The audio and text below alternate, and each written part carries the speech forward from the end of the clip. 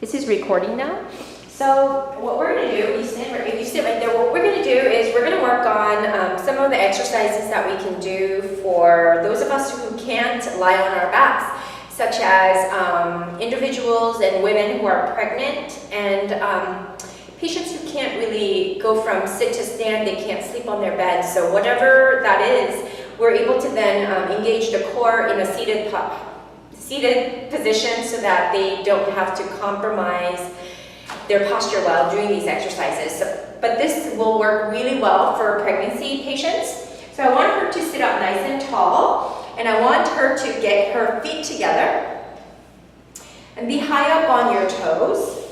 Heels are lifted, and then I'm just going to ask her to just pull up and away from the pelvic floor or pelvic muscle so that she's able to responsibly engage the core. Then I'm going to ask her to lift your knees up toward the ceiling ever so slightly and see if you can sit there as much as possible and breathe. For 5, 4, 3, 2, and 1, and relax.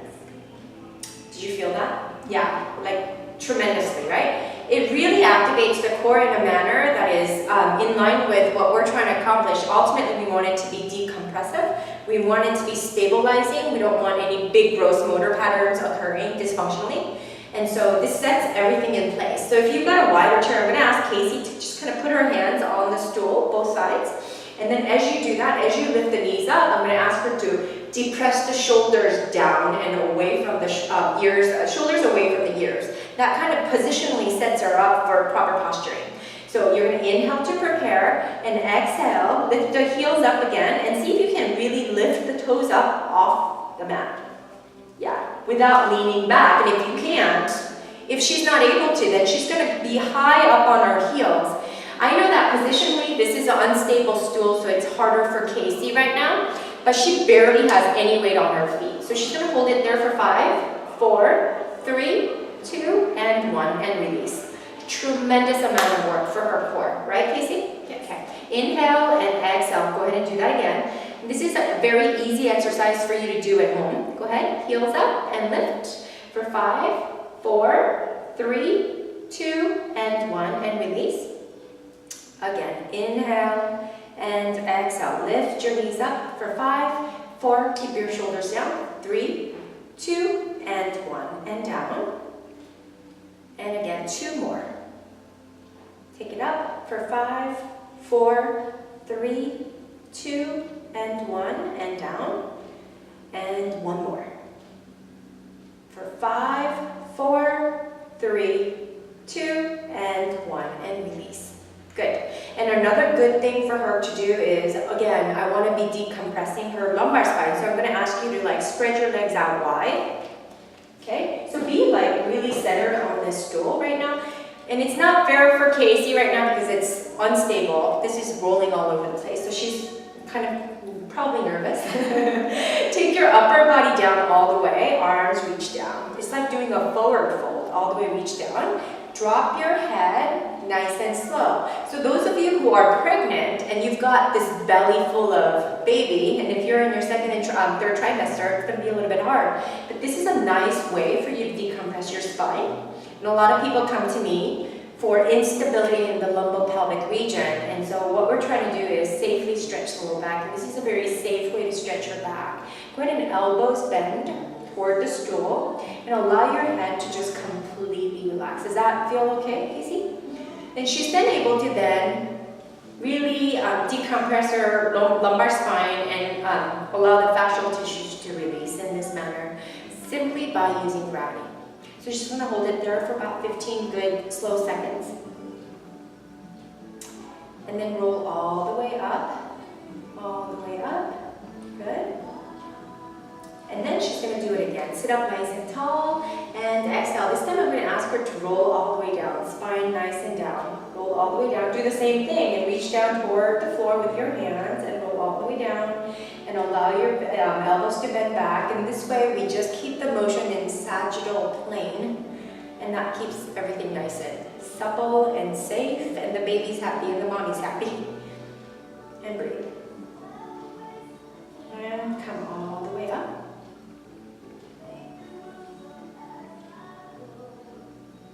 Good job. This time, bring your feet together.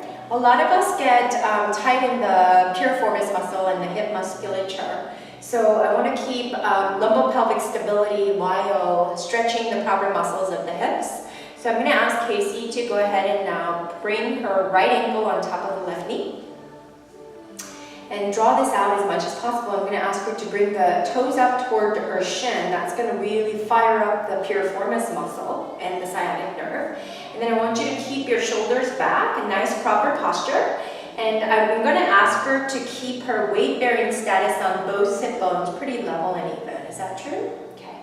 Hinge forward from the hips, keeping your shoulders back. She looks really good.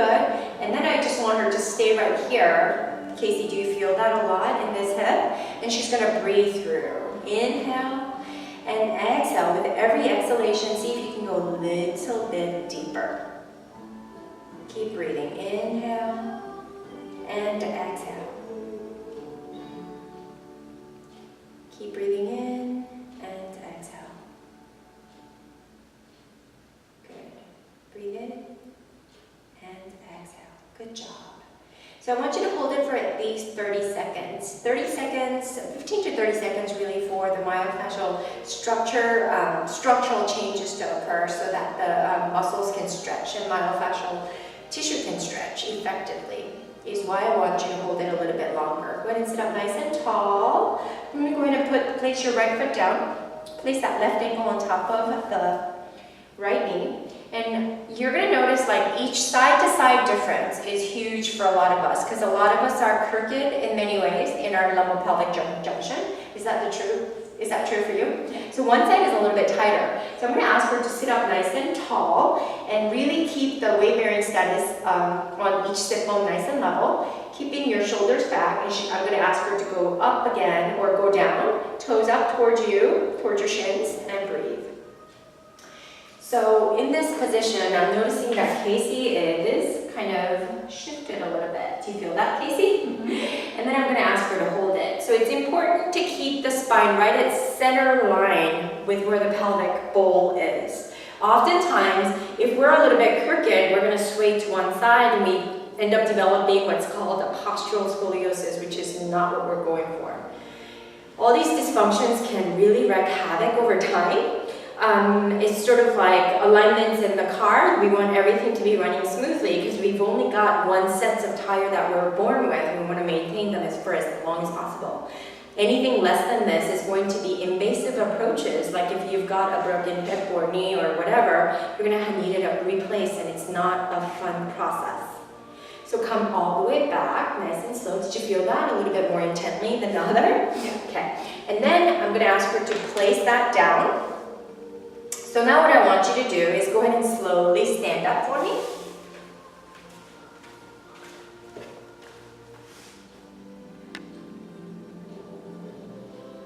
Casey, can I ask you to go back a little bit? Like push the stool back, because now we're going to do standing postures. So now what I'm going to ask you to do is go ahead and bring your feet shoulder width apart. Good. And then bring your arms forward so that all 5 fingers are together, shoulders drawn down and away from the ears. Very good. And then I want you to go ahead and sink your hips down toward the floor, keeping the knees behind your toes. Fire up the toes so that they come off, and really your center of gravity is more toward the heels of your feet. So I'm just going to come over here to make sure. All I'm going to ask her to do is sink a little bit lower, and she's working really hard for me. And I'm going to ask you to pull your shoulders back towards me. Good. Tuck your tail slightly under, which keeps all the core muscles active. 5, 4, toes up, 3, 2, and 1. Slowly come up. Now I want to ask you to do that 4 more times, okay? Inhale. And exhale, sink your hips down. I want her to like sit on a chair. Pretend like there's a chair behind you, like your buns have to go. So sink down a little bit more, like you're sitting on a chair. Keep the shoulders up, shoulders drawn away from the ears, and hold for 5, 4, 3, 2, and 1. Slowly come up. And Casey is really fit, and I know she's an athlete, and this is really doing a number, right? It's really intense. Go ahead and go inhale and exhale. Sink your hips down. I want you to reach forward and then take the buns back further toward the back. Good. For 5, keep your core active. 4, 3, 2, and 1. Slowly come up. So what is that? 2 more left. Go ahead. Inhale and exhale. Sink your hips down, all the way down. Yep. For 5. And she's shaking already. 4. Keep your core active. Do you feel like your core is active? And this is a lot of work for your core as well, right? Yes. Posturally, we're keeping her all in alignment. She's kind of breaking a sweat. So this is all good. And come all the way up. Inhale and exhale. Sink your hips down again. So what I want you to keep in mind is that when you look down at your knees, I want the knees to stay behind your toes. This keeps the knee meniscus and ACLs and PCLs from tearing, causing micro tears over time. That can be bad for us. And then come all the way up. Good. I know Casey pretty well, and she's shaking. So this is really, really good. All right, so now Casey, what I want you to do is, same thing, get your arms up there. Go high up on your toes, as high as possible. And then go ahead and sink your heels down. Nope, we're not going down. I just want you to go high up on your toes and down. Good. Look down at your feet, make sure they're side to side. Good. Inhale, come up, all the way up, high up on your toes. This is going to test your balance, especially if you're pregnant. This is going to be like pretty intense. And come down. 2. Inhale and exhale up. 4, 3, 2, and 1, and down. And again, up. 5, 4, 3, 2, and 1. Down. 1 more. Tuck your tail under. Go up. 5, 4, 3, 2, and 1, and down. Good job. And then just walk your feet out a little bit. Good. And then what I want you to do is see if you can have your hands on your hips. And then bend your knees slightly. Squat down a little bit. So buns are going back, upper body forward. And then see if you can reach down toward the floor. And feel free to bend your knees as much as possible. And do this. Good. Head down. Good. Are you okay with this? Good. You're going to inhale and exhale. Slowly start to straighten your knees. Good. Breathe for 5, 4, 3, 2, and 1. And bend your knees a lot. Squat down, squat down, squat down. Gaze up, gaze up. Good. Inhale and exhale. Go all the way down. And as you do that, neck comes down, look down, look down. Yeah. There's a pattern to this. So come into complete flexion, and then slight extension, pull up and out of your pelvic bone, and exhale. Take the tail straight up, knees are squeezing. When you squeeze the knees, squeeze the belly as much as you can with the protruding belly. It's going to release the low back muscles as well as the hamstring. That's a secret that most people don't know. The more tighter that we can engage the quads and then your core, the more the back muscles will release. And they're attached at the ischial tuberosity down at the bottom where your sit bones are. So this is really important to kind of release them because that's where you guys get really bound tight. Go ahead and inhale, go ahead and squat down, gaze forward, and exhale. For 5, 4, 3, 2, and 1.